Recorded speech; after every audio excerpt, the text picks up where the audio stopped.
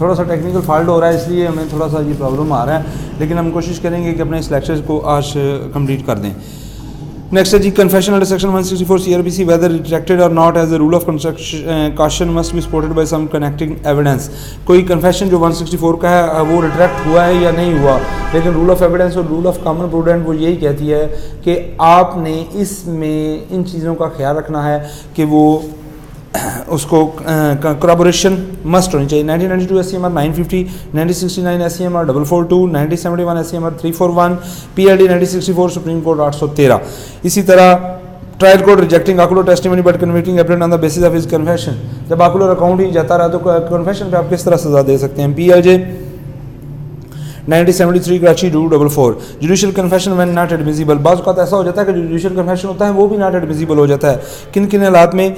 जब principal requirement introduce by the amended act in section 14 is that a magistrate before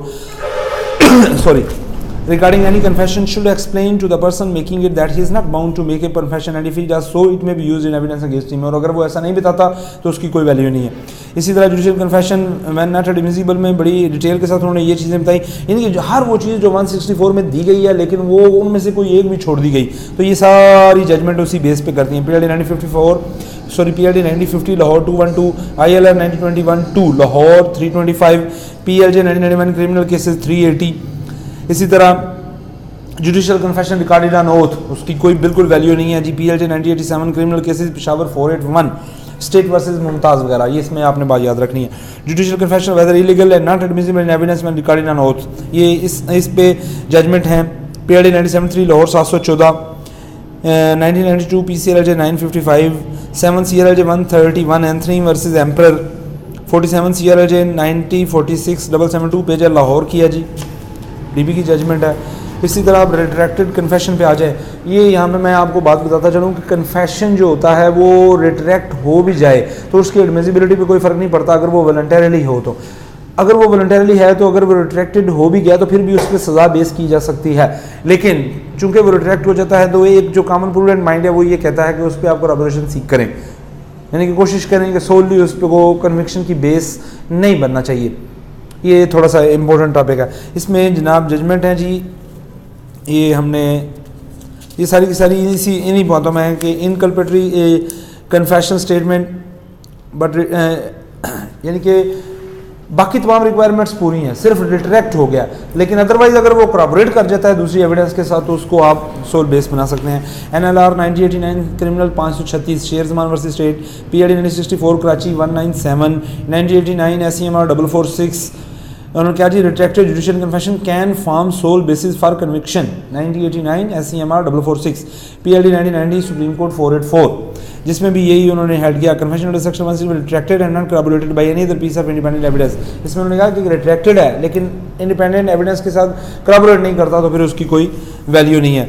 इसी तरह PLD 1990 supreme court 484, PLJ 1991 criminal cases Peshawar 103 है, PLJ 1990 supreme court 65 है, PLJ 1996 criminal cases 42 है, PLD 1995 Karachi 112 है, ये इसमें जजमेंट है। उसके बाद है जी 1969 SCMR 442, 1995 SCMR 351, 1993 SCMR 1574, PLJ 1997 criminal cases 592, 1991 FSC 61, 1992 SCMR 754, 1995 SCMR 1359, PLD 1995 supreme court 336, 1991 SCMR 942, 1991 PLD 1991 SC supreme court 150 नूर मोहम्मद वगैरह, PLD 1975 supreme court 187, PLJ 1975 supreme court 158। ये सारी की सारी जजमेंट इन चीज़ों को 4-5 पॉइंट्स को जो वो कवर करती हैं। ये आगे बहुत लंबा चौड़ा एक टॉपिक है, ये जब आप इसकी जो आप रिक्वायर करेंगे PDF फाइल तो इसमें इंशाल्लाह आपको सारी की सारी चीज़ें डिटेल के साथ मिल जाएंगी जी। उसके बाद नेक्स्ट हमारा टॉपिक है 1971 SCMR 341 हबीबुल्लाह वर्सेस स्टेट, ये पूरी डिटेल इसमें है, ये तकरीबन 150 के करीब जजमेंट है जो इस टॉपिक पे है। नेक्स्ट है कन्फेशन ऑफ अगेंस्ट दी को-अक्यूज़, ये बड़ी इंपॉर्टेंट चीज़ है कि confession against the को-अक्यूज़।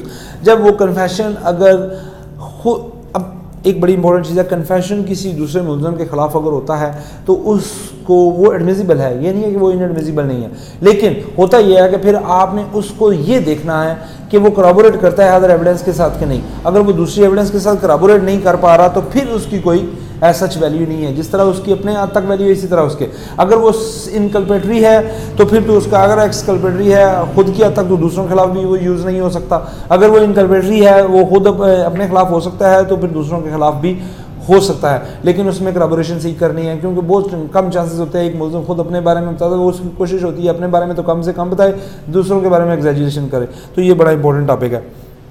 NLR 1990 criminal 482, उसके बाद है जी PLJ 1990 FSC 80, PLJ 1991 FSC 61, PLJ 1995 FSC federal Shariat court की जजमेंट है ये 193, PLJ 1996 criminal cases 1762 retracted confession of co-accused, उसकी तो बिल्कुल कोई वैल्यू नहीं है ना जी। जब वो खुद अपनी हद तक रिट्रैक्ट करेगा तो फिर दूसरों की हद तक उसका क्या मामला है।